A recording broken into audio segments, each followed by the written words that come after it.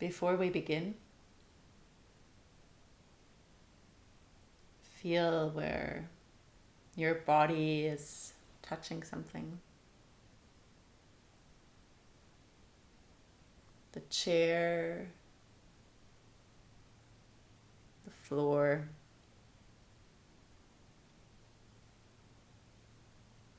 the ground beneath your life.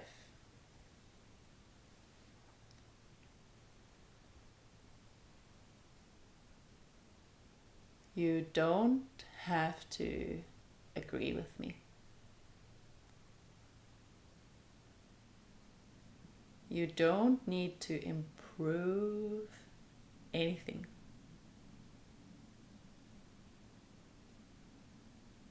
Just let your body listen.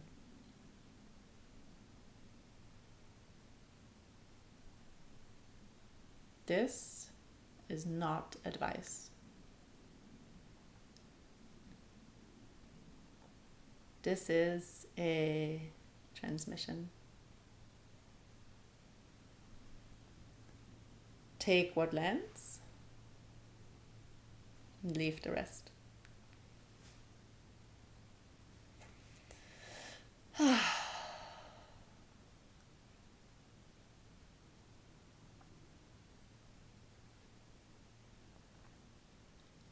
I want to tell you about the years I spent controlling my hunger, fasting for 18 to 20 hours a day,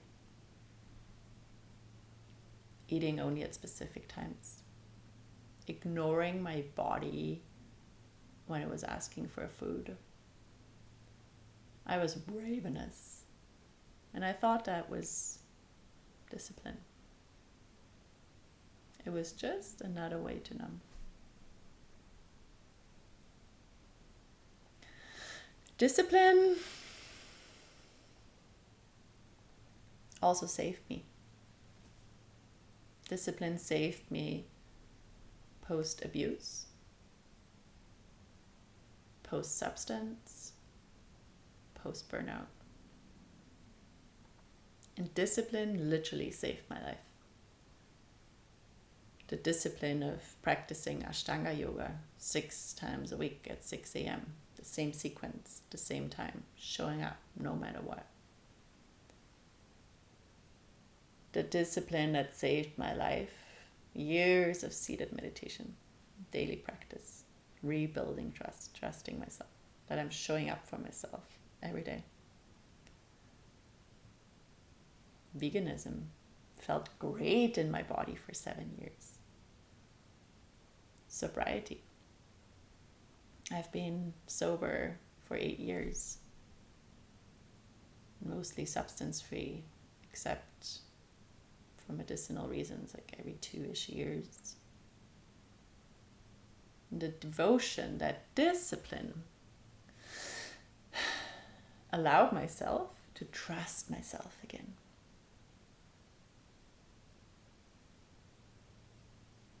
In the year 1 of 6 a.m. Ashtanga, it took so much to show up when my body didn't want to.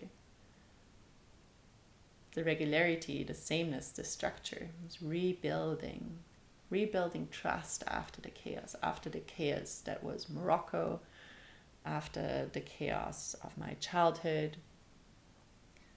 And really, discipline taught me from the inside that I can trust myself again. If I can show up for myself every morning at this time, I can slowly rebuild trust in myself again. So for me, it was such a huge part of my journey. It was so important on my way to coming home to myself, of really being myself, was showing up for myself, was so much devotion, so much discipline.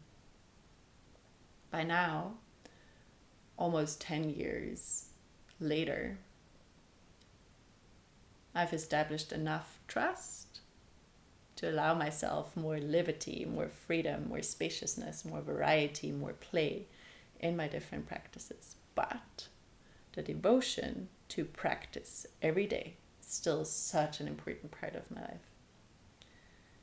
It was a transition from rigid, Ashtanga, sit down, meditate, breathe, cold plunge. I cold plunged myself out so hard this one winter, not too long ago, 2 years ago.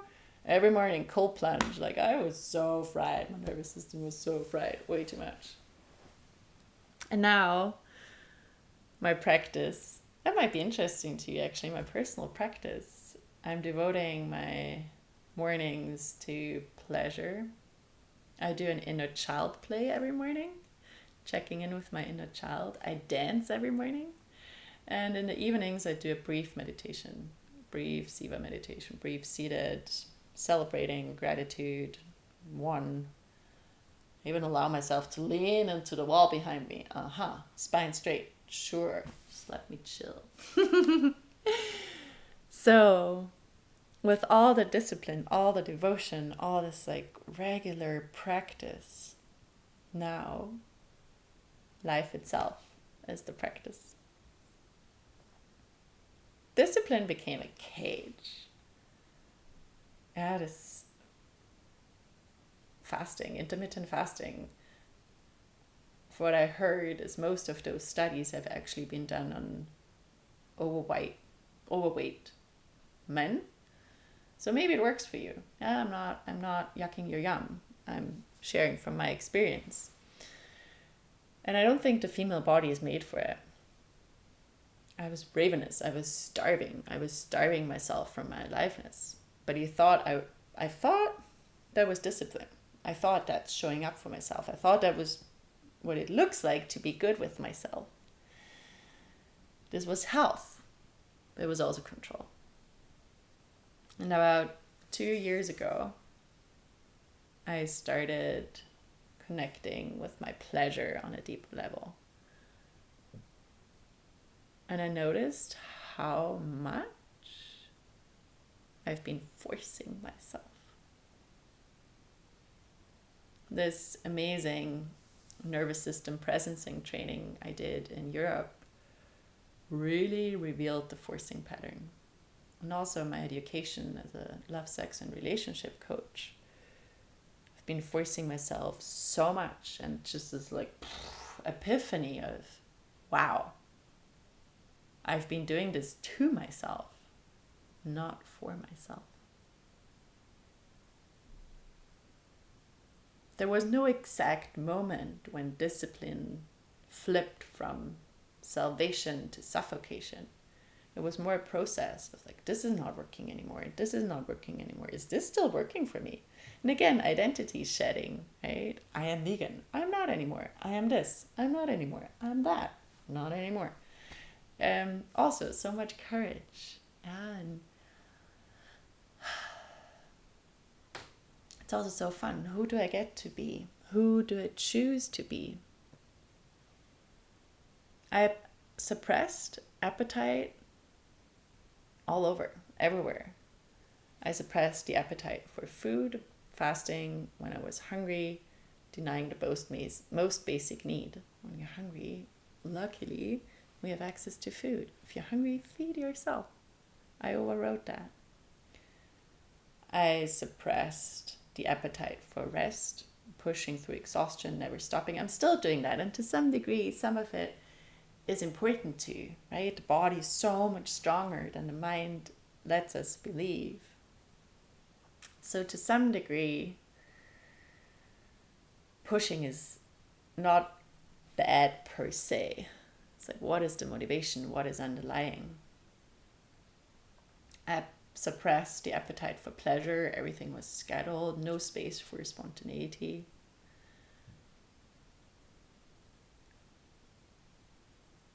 Time was a big one too.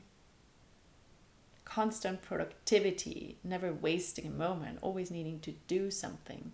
And it's still something I'm still very in, like, be more efficient, do the thing. Like, yeah.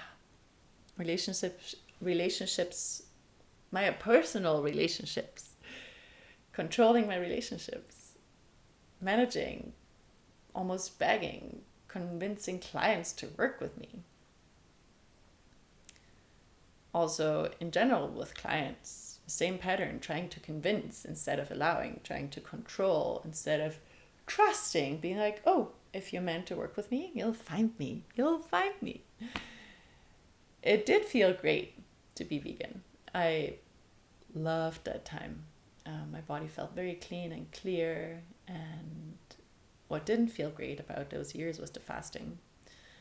And the liberation that came for me in fall 2.5 years ago, I started eating eggs again, sometimes fish. I love goat cheese and sheep cheese, and just my body being like, and eating breakfast again. Oh my goodness, game changer. My energy levels are different, less sugar cravings, and really this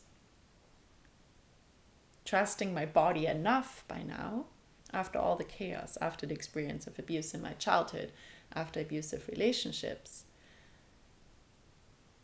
How do I trust myself again, right? And really this trusting, like, oh, I want to eat this thing now. I like myself. Do I really need to chase this person to sign their contract? No, I don't. They will eventually, when, it's so cool. And just this eating whenever I'm hungry is such a liberation. Oh my God. Practicing yoga in a way of movement, of embodiment, of allowing the information to surface. What a liberation. What a liberation. So the first taste of unmanaged desire, still very recent explorations in my life, like the past 2 years. Very tasty stuff, delicious. And before, desire came from scarcity, not from safety. Desire came from scarcity, not safety. And the sticky motivation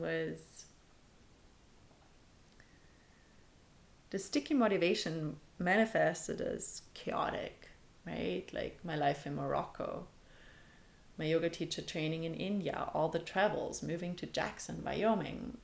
It was chaotic. It was just, and I also almost want to say that chaos is a part of life somewhat, but how do we show up in the chaos? How do we show up in the chaos? And now I feel I'm at a point where I'm creating from curiosity instead of scarcity. I'm creating for creation's sake, and not because I need to achieve something or do something like this 52-week project right here, right now, you're watching in this moment. Creating from curiosity, creating for creation's sake. So, building that internal safety over the past 2 years is allowing me to unmanage my wanting. And I've had moments of clean desire throughout my life. Dancing was always one of them. You heard me share that before. Going to the clubs, I always danced with pure aliveness. Going to Burning Man last year, such a full body yes. Fuck yes. Saying yes to the people who want to date me just because it feels aligned, it feels good, it feels like a yes, not strategized. Saying yes to friends' invitations without agenda. And you might be curious what aligned, what truth feels like in my body. And it's just like, oh yeah. Like there's no, this needs to happen in order for that to happen. It's truth. It's like truth with a capital T. It's the body itself speaking with ease and openness and spaciousness and joy and aliveness and simple trick. This is from my teacher, Leila Martin, and I love it so much. Maybe you want to come along for this. Take a deep breath. I'm Flora. I'm alive. I'm me. All those things are true. I'm Flora. I'm alive. I'm me.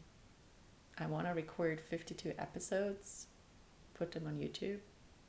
Yes. And really this like discernment of what feels true in the body, what is a yes.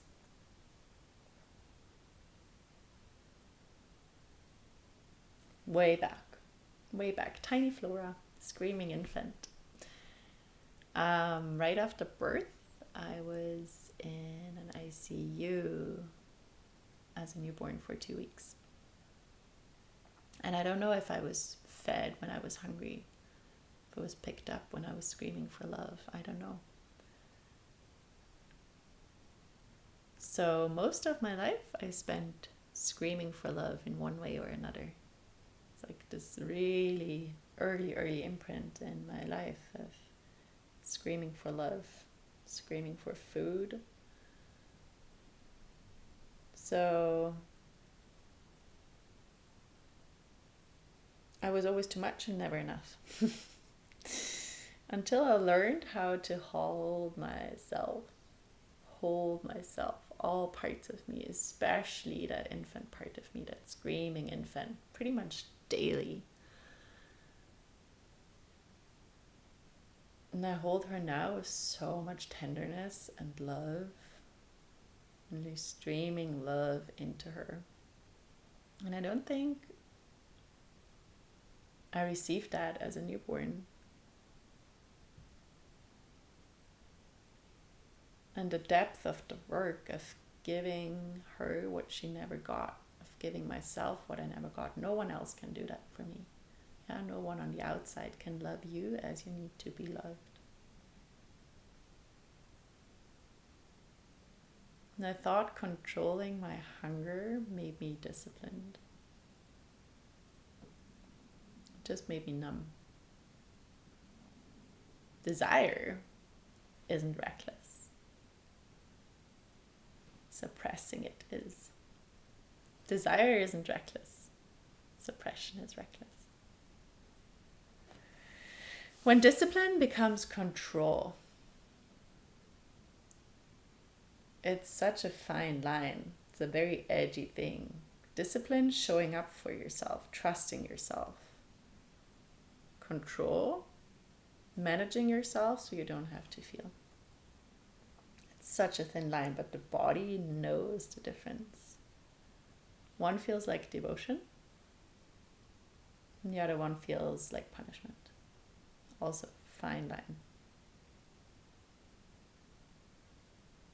And the cost of self-management. When you manage every appetite, you lose access to aliveness. No space for aliveness when you're constantly managing. Hunger becomes a problem to solve instead of an intelligence to trust. Desire gets pathologized, labeled as too much or dangerous. I could go on a whole tangent here about church, Catholic Church, many spiritual teachings too. Desire it's life. But when you manage all those things, you become more efficient, more controlled, and numb. Numbness is riskier than wanting, because desire shows you what's actually alive in you. And numbness shows you what's shut down. High performers think desire is danger, gets you off track. But suppression is what actually kills you slowly, and your relationships, your creativity, your joy. If you suppress them, things get dark. We see that in the world, what's happening right now. And what appetite actually is, it's your body's guidance system. It's your body's intelligence. Your body knows. It's not something to manage. It's something to listen to. When you trust your hunger for food, for pleasure, for connection, for rest, you trust yourself. When you trust your impulses, you trust yourself. And that's something we really need to relearn again, and especially for men, I dare to say. So much was trained out of us, right? The following the impulses.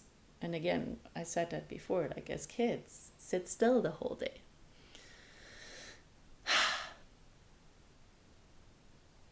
When you suppress hunger, you suppress aliveness. The difference between scarcity desire versus safety desire. In my personal experience, scarcity desire, so when my desire comes from a place of lack, from emptiness, scarcity, it's sticky, it's chaotic, it's grasping. Especially my time in Morocco, all the running I've done, still in lots of relationships. Doesn't matter if they're intimate, romantic relationships, client connections, life connections. If it's coming from a place of emptiness, it's not working out. And when the desire comes from a place of safety, of trust, of knowing, of like leaning in, it's clean, it's aligned, it's spacious, it can breathe. Like this project, like dancing, like going to Burning Man. One comes from a wound, and the other one comes from wholeness. And the body knows the difference. And it might be hard work to hear that again. Where is it coming from? Where is it coming from? Such deep listening is required for that. Desire isn't reckless. Suppression is.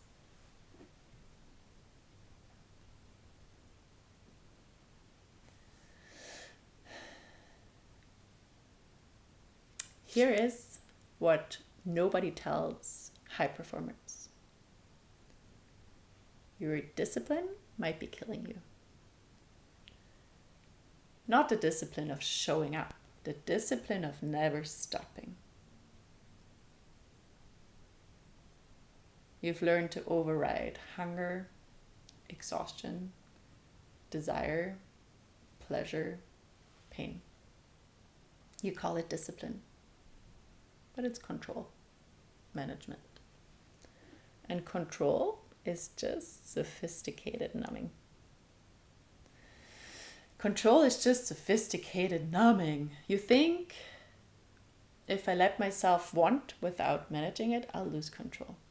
Want needs to be managed, because otherwise I lose control. But here's the truth. You're already out of control. You're just numb enough to not notice. Men have been told, don't trust your instincts. Must be controlled at all times. Do not follow impulse. And it weakens your masculinity. Your partner can feel it. Fasting when you're hungry, working when you're exhausted, scheduling pleasure instead of feeling it. And I want to say all those things have their time and place too. Fasting can be great. Pushing can be great. Scheduling intimacy can be great. But where is the line? Where is the field between discipline, suppression? Is it really discipline or is it suppression? And suppression is the riskiest thing you can do. Push it down, shove it down, push it away. Because when you suppress desire, you suppress aliveness. And aliveness is the only thing that actually matters. When you suppress desire, you suppress aliveness.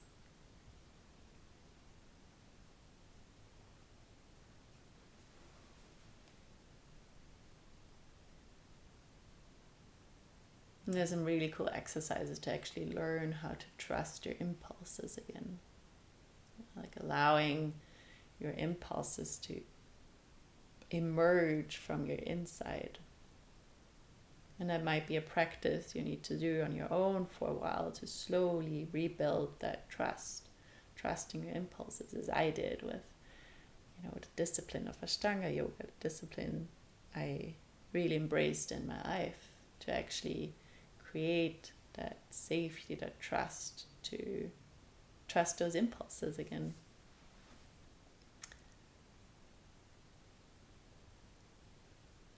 Again, some very deep things I usually don't talk about, but let me tell you what's actually happening when I try to control my hunger. It's funny, I'm hungry right now. What am I really controlling when I'm controlling my appetite? It's not just food. Controlling my time, controlling my intimacy, controlling money, when I fast, when I manage, when I schedule, when I suppress. What is it that I'm protecting myself from?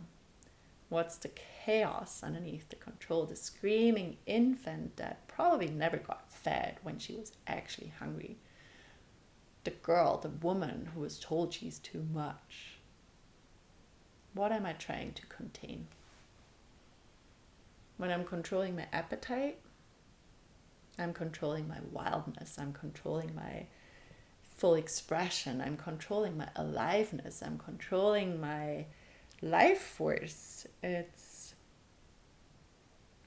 a safety mechanism too, right? If like, I'm not too much, watch me, I'm so controlled. I'm like, I got myself under control. I'm disciplined. I'm not too much. I'm not too loud. I'm not too fabulous. I'm not too intelligent, whatever it is. But really this controlling my appetite for anything, everything, controlling my appetite is controlling my aliveness. And to me, aliveness is my reason to be. It's why I'm here. It's what I'm here for, to live life fully. And when I control my appetite, I don't live my life fully. Telling you about moments when I realized that my discipline was actually punishment.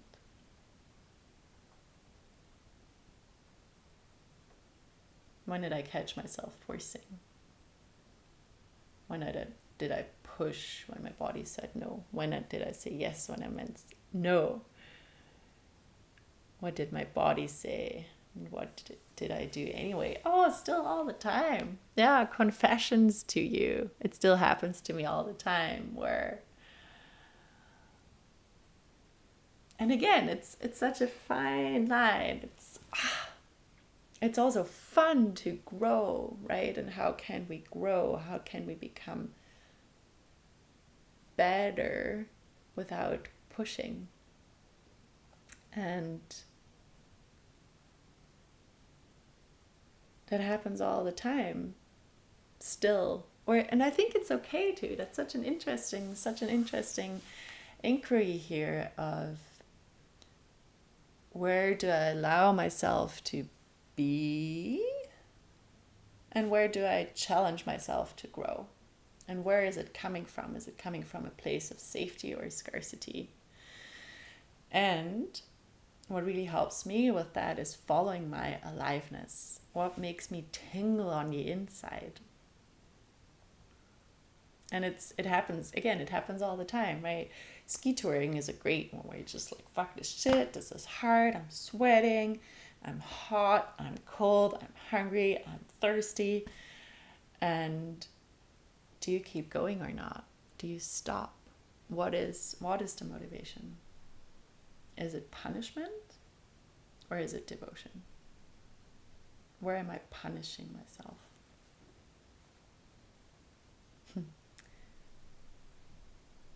What is the screaming infant inside of me wanting right now that I'm still not giving to her?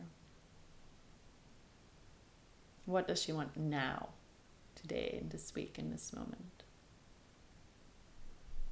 And she shows up in my business where I'm trying to chase instead of magnetize and be still and allow life to come to me. She shows up in my relationships where I'm trying to chase instead of be chosen. And she's still screaming for things that adult me is trying to manage away. She's still wanting things that I'm trying to manage away. It's very contained how I love her, right? Like in my morning practice, just those few minutes, I'm like, this is where you get your love.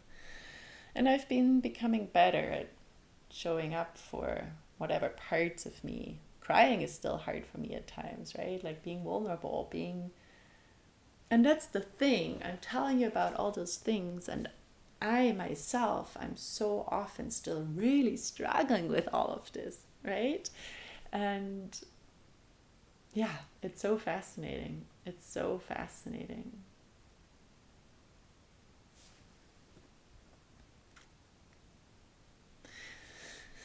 If this is landing,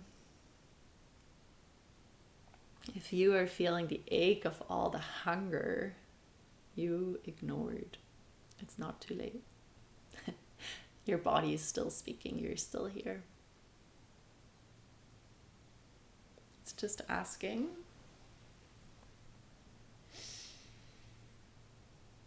can you trust me again? Can you trust me again?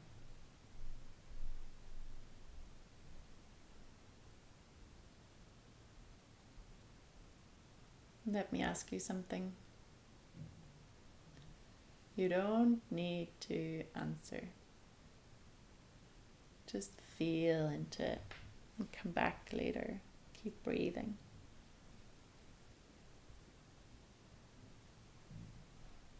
Question number 1. What appetite are you managing instead of trusting?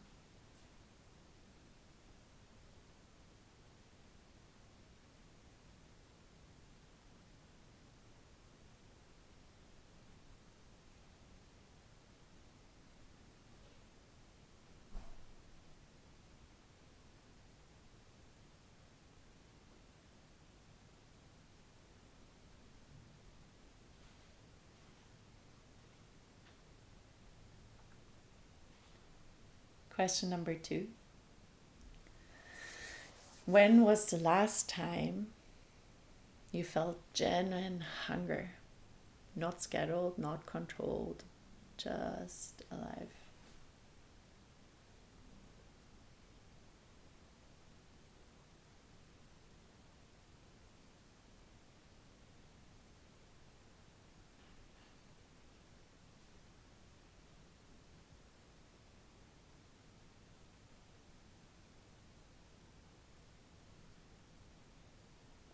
Question number 3.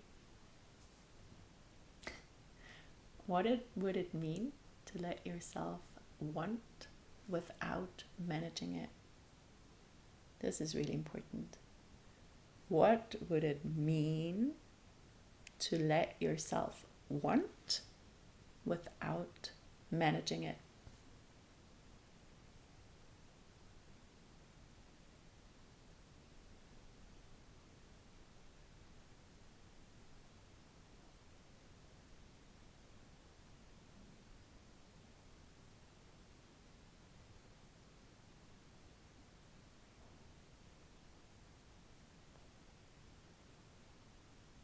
Question number 4.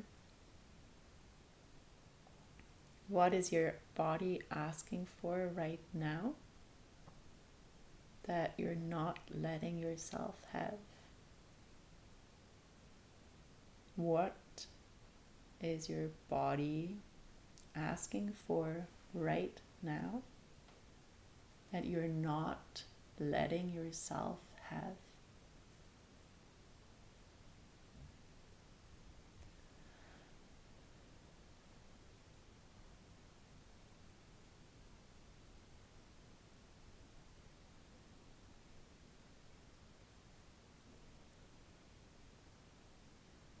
Just breathe.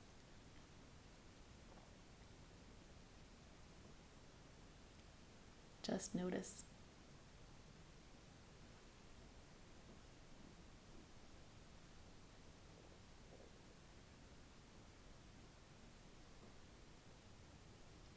Desire isn't reckless.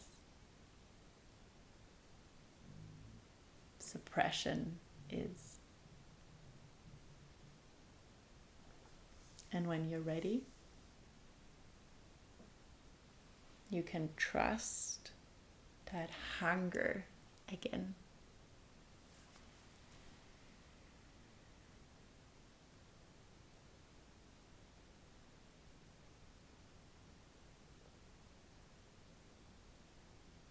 If you feel this in your body, the weekly letter from me, Flora Petri, is below.